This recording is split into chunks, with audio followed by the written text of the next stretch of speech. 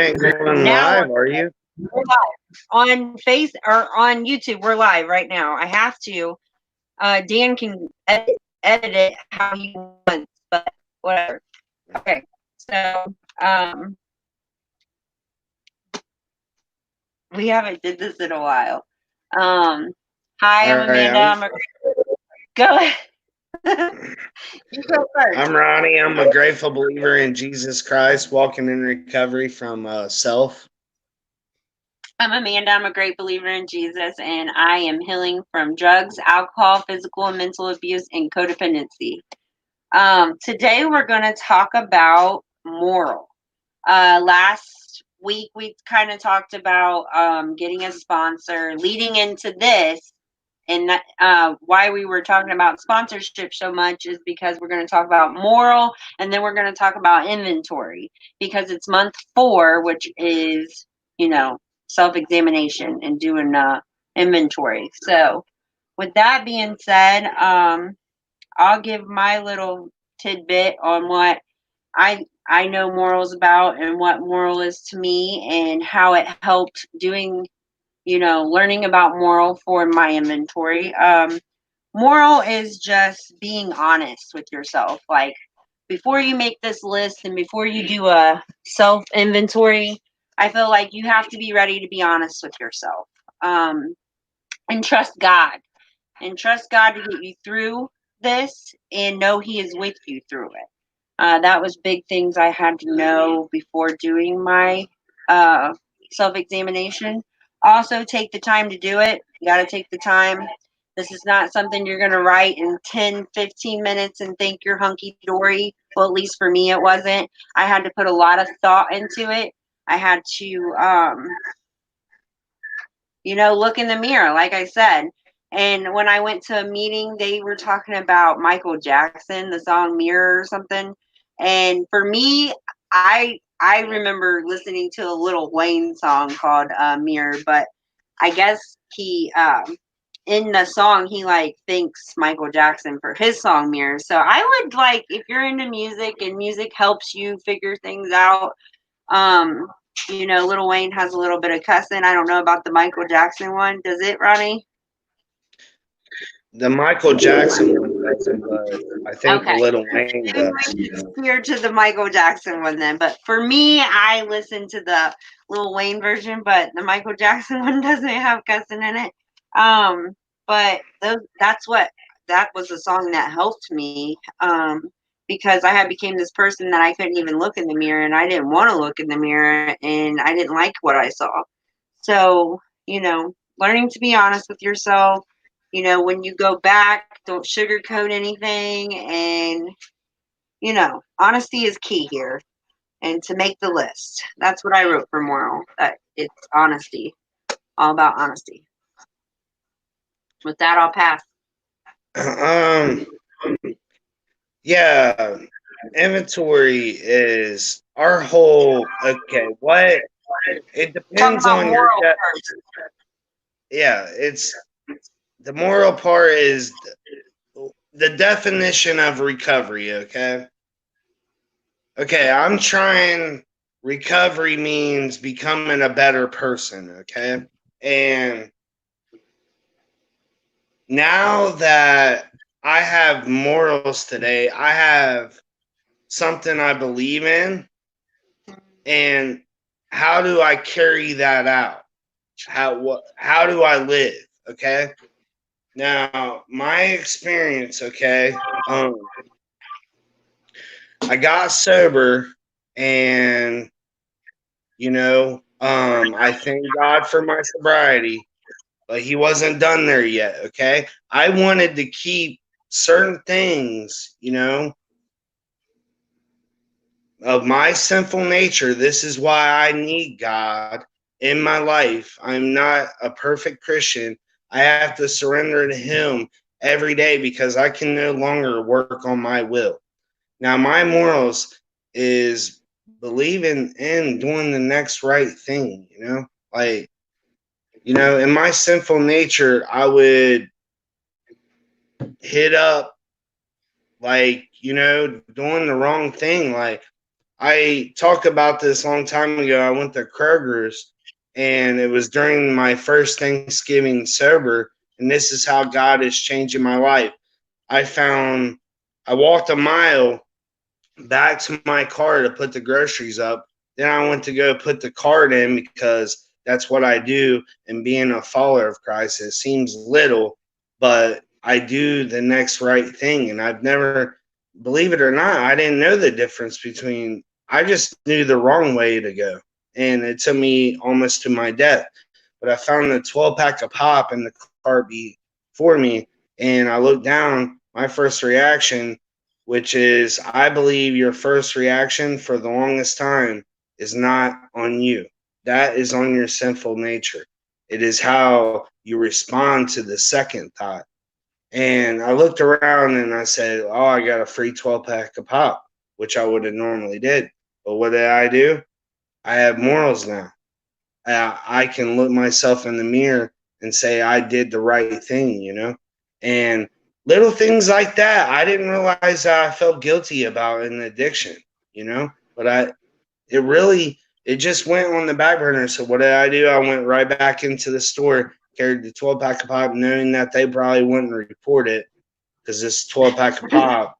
But I know for me, I did the right thing. It is off. The softest pillow is a clear conscience. You can sleep at night knowing who you are, And I'll tell you what, in addiction, no wonder why I couldn't sleep. I didn't have no clear conscience. I didn't have That's no right. morals. You know what I mean? I did so many bad things in addiction I wasn't even aware of, I lied every day. Okay. And this is why it got to the point where I couldn't look myself in the mirror because I was the fakest person. And I was that one person that said, "Why isn't anybody real?" Okay. Mhm. How am I being real when I'm living a lie? I'm living a lie in addiction. That's what addiction is. Addiction is telling you that everything's going to be better, but I don't know anybody's life that is good that is in addiction. Yeah, they talk about functioning alcoholics. I'll tell you what, I was a functioning alcoholic and I was dying inside, okay?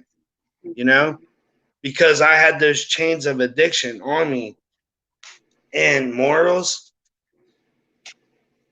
they say that grace gets poured on you no matter what, which is true in my belief to extent, okay? I believe you got to work for grace because you're setting yourself up if you don't think that you don't got to work for grace. You think it's going to be poured on you without putting in any footwork and constantly doing the wrong thing. You have to work for that grace. It took me over a year in recovery to feel his grace upon me. So, you know, his love is, if you live the right way, if you have the right morals and everything, you can look yourself in the mirror, you get a prize at the end of the race. And that is God's love. And that's the biggest thing that I can do is look myself in the mirror and be like, I'm God filled today. I'm doing the right thing. And I'm not hiding who I am, but with that, I pass. Um, I think grace is free. Uh, his forgiveness, he died on the cross for our sins, and this is where me and Ronnie have different opinions, and that's okay. We're allowed to have different opinions. But I think you have to work for your your sobriety and stuff. But God's grace is God's grace, and He pours it on us if you accept Him into your heart. But that's your part. You have to do that. You have to accept Him into your heart, and you do have to do the work. But God's grace is God's grace.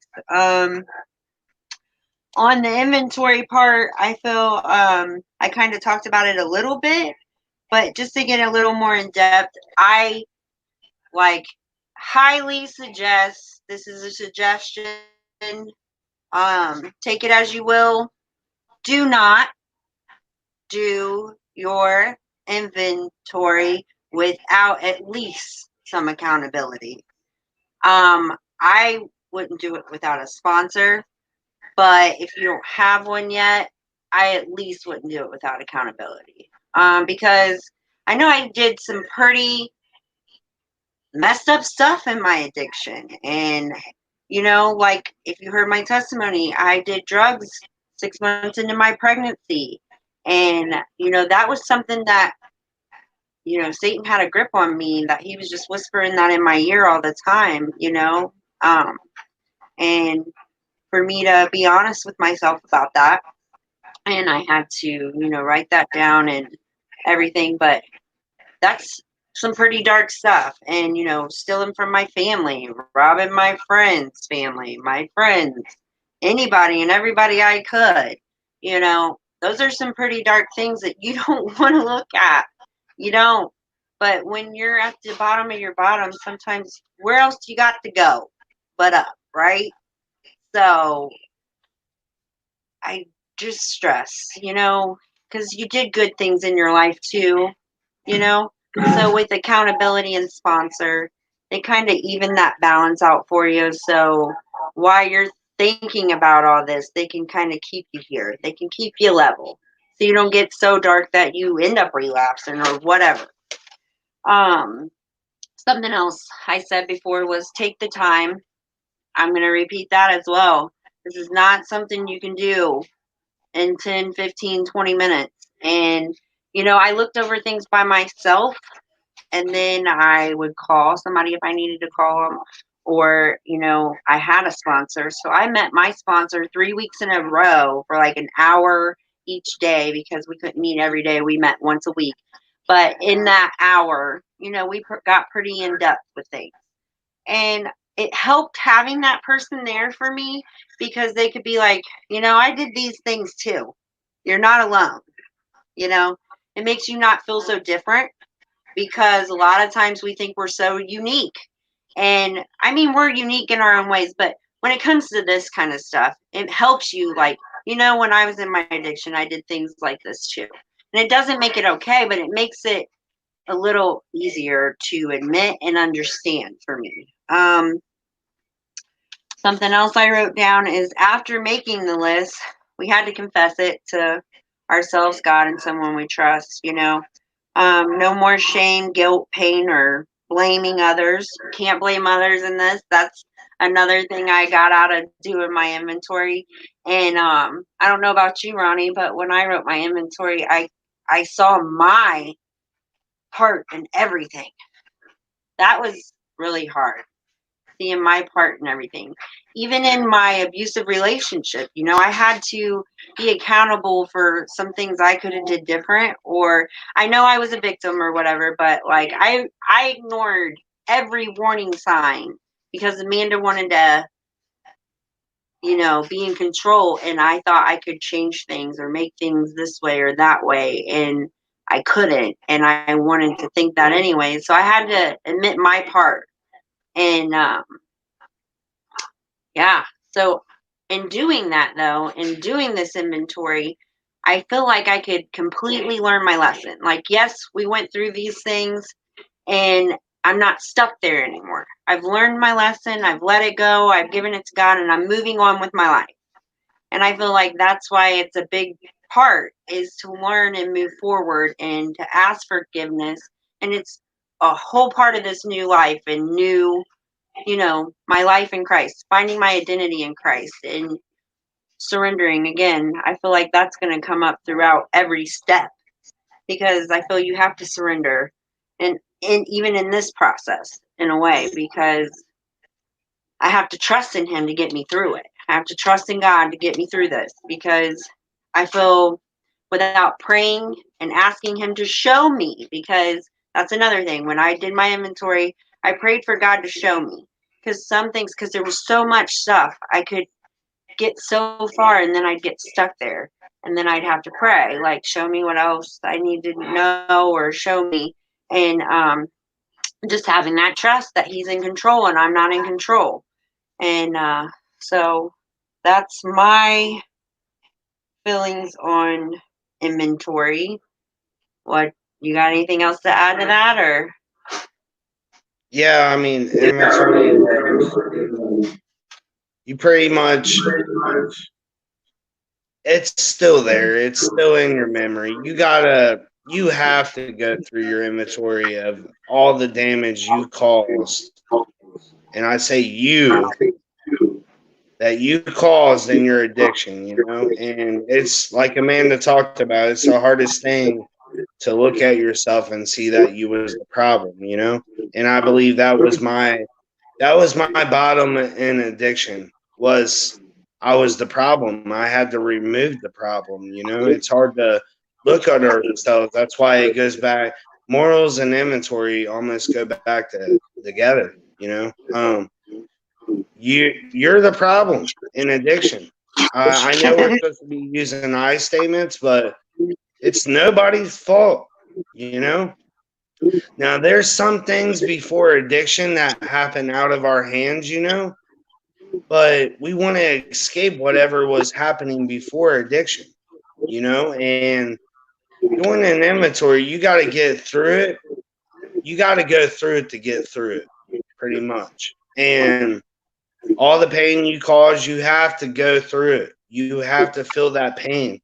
I don't know. When I did my inventory, I broke down crying so many times, because all the pain I've caused. And you have to have a clear conscience, a clear mind to go through it. I'm telling you right now. Like, you're not, yeah, like the man that talked about, I prayed for courage, strength, and motivation to get through it and to pour out of me when I did my inventory.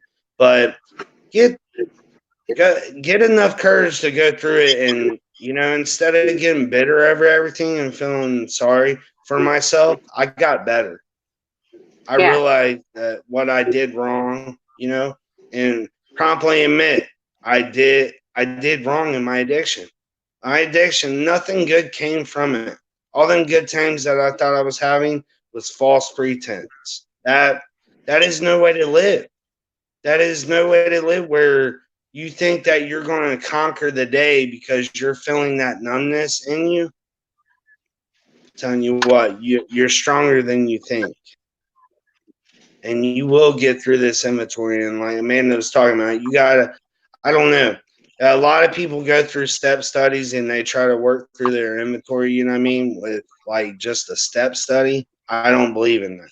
I believe that you have to have a sponsor and someone you trust to be able to do it. And this is coming from somebody that didn't believe in a sponsor. Like, who are you to tell me that I got to call somebody? And what are these steps? I'm unique. I am stronger than a normal individual. Yeah, okay. Well, just like in my addiction, I thought I was made for suffering, and nobody had addiction like I did. We're not unique. You know what I mean? We're children of God. He didn't make one more than the other person. And, this is what they've taught for years in recovery. And I just do what they're told. Get a sponsor, go to meetings, and, have God in your life. And I've done all three. And here I am, sober today. I just take suggestions, and you talk to somebody that has experience in recovery and that's been through their, inventory, and they will give you suggestions on how to do it, how they did it. It's about strength and hope. But I felt free. It was a new kind of freedom after getting to my inventory. It felt actually I hadn't even went up to people and said I'm sorry yet. But I felt a sense of freedom because it's been weighing me down for years. Like everything I did wrong in addiction, I would put it on the back burner thinking it was going to go away. No, and the problem's still there. This is why addiction almost kills you, because you got so much stuff on your shoulder and you can't bear. Who would be able to bear reality? You know what I mean? This is why I need God in my life, because I had to have God on my side to get through that inventory. I couldn't do it on my own. I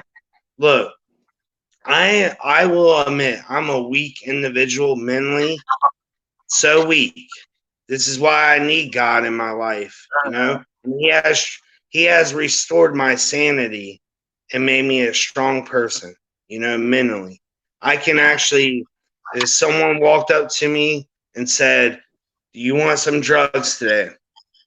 If I surrender to God that day, He has given me the ability to say no today, And it took me a very long time to become strong, to build that personal relationship with God and become the person I was meant to be. And, I'm still early in my walk, but that inventory, that broke, a few links of the chains, and they're breaking every day ever since then. With that, I pass.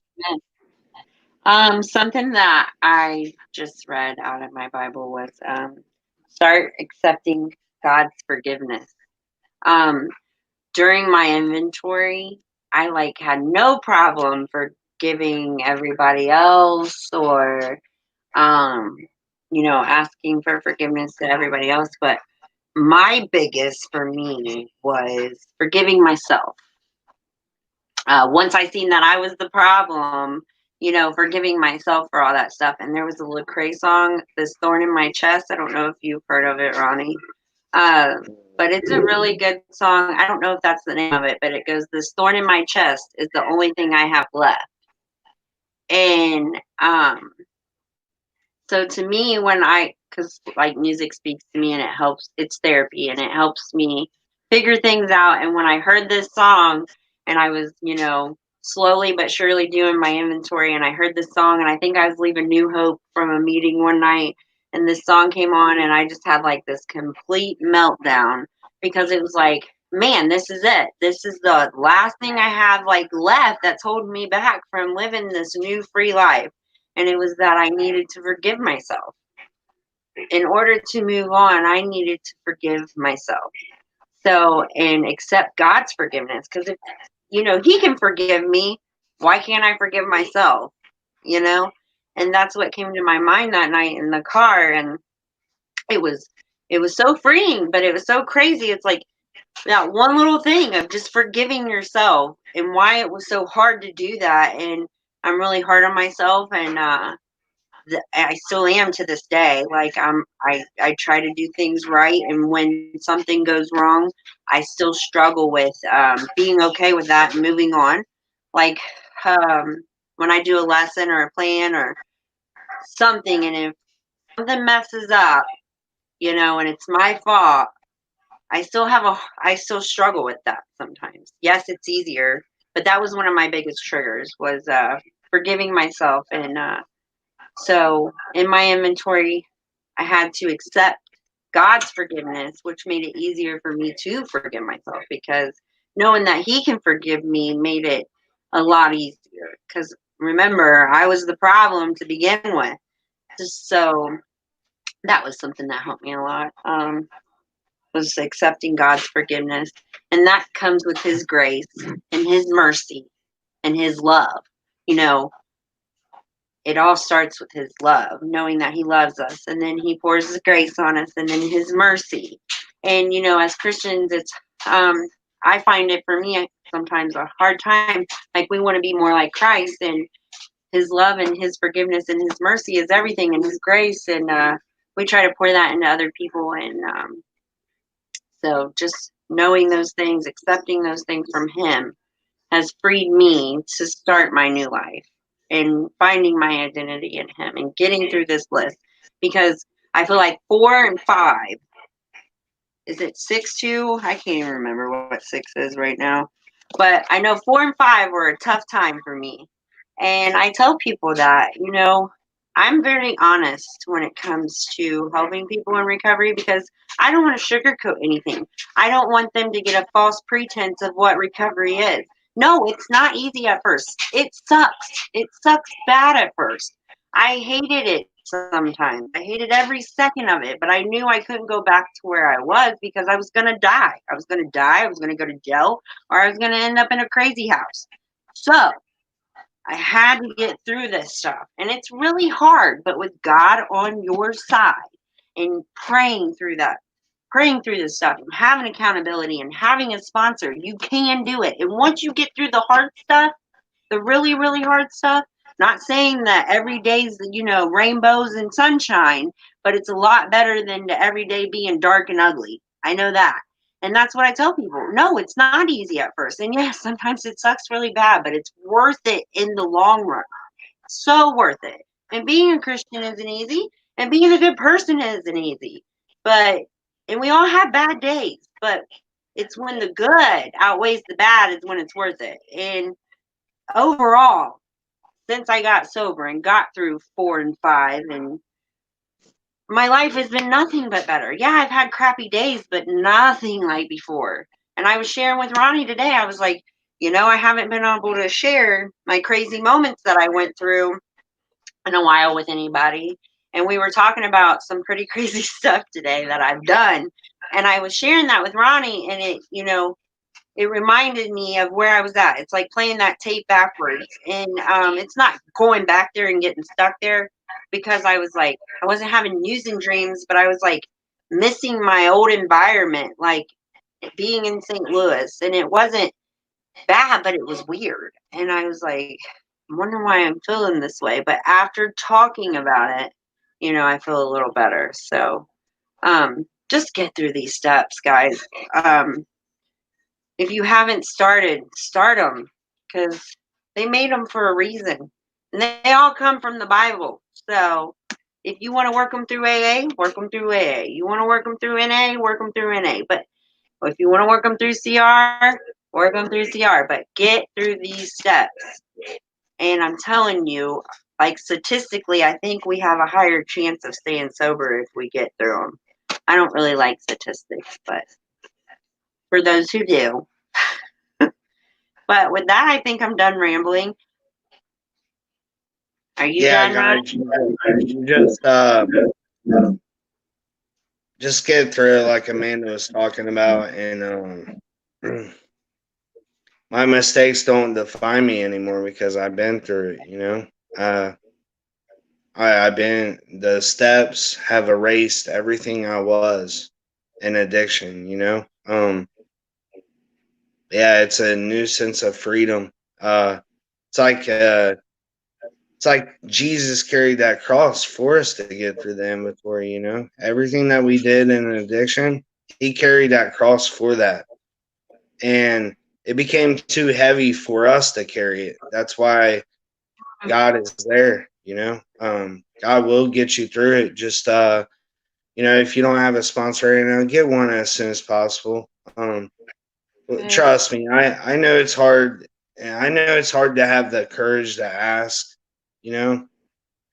It's worth it. It's worth the prize. The prize of recovery. It is worth it to have a sponsor, someone you want to be like one day. Someone that walks their talk, someone that is always there for you, someone that is not judgmental. They're not going to judge you on if you pick a good sponsor. They're not going to judge you on your inventory. They're going that's the same. We'll love you until you can love yourself. You know what I mean? That's what a sponsor does. That word on God, and we shouldn't be judging people. Yeah. Yeah. So you pick that's why I got into Celebrate Recovery, because I can't do AA and NA because I need God in my life. Like, you know what I mean? Like I'm the worst individual in addiction. Okay. I need God. I did some of the most horrible things. And the only way I was going to get sober and stay sober is if I went through everything that I caused, and I had a great sponsor, that helped me get through that. I couldn't get through myself. I needed God and a sponsor. So with that being said, love you guys. Appreciate you guys listening. We do these videos so often, you know what I mean? But as long as our only hope is we might help that one, that's our only hope. That's our only goal. Our whole goal is just to, yeah, we could work on our own recovery, but we walk with God now, and we feel like, going back, and God is calling us to go back and help others. And with that, I pass. One more thing I wanted to share before closing out was Corinthians, 2 Corinthians 5:19. It said that God was I'm sorry, I want to read 18 too. All this is from God, who reconciled us to himself through Christ and gave us the ministry of reconciliation. That God was reconciling the world to himself in Christ, not counting people's sins against them. And he has committed to us the message of reconciliation. So that's just showing, he doesn't hold our sins against us. And, you can be reconciled. So keep that in mind, and God's on your side, and pray your way through, and we'll be praying for you. And if you're a lady and you need help, you can always private message me. Can't speak for Ronnie, but I'm pretty sure you can private message him, and he'll help you as well. Ronnie, you want to pray? Say the Serenity prayer together, but you start it. Yeah. Who woke us up today? God. Grant me the serenity to accept the things I cannot change, the courage to change the things I can, and the wisdom to know the difference.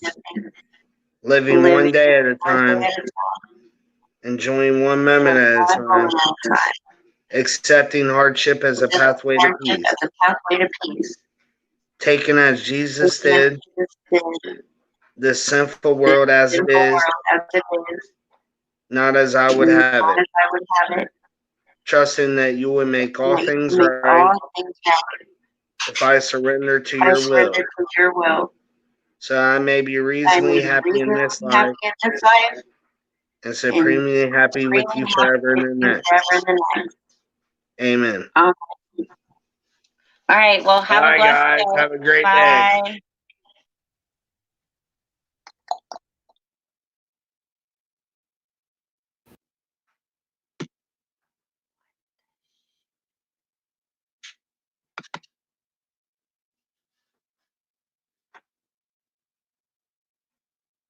I'm trying to get it out, but I can't get it out. My computer's being fucked out. There we go.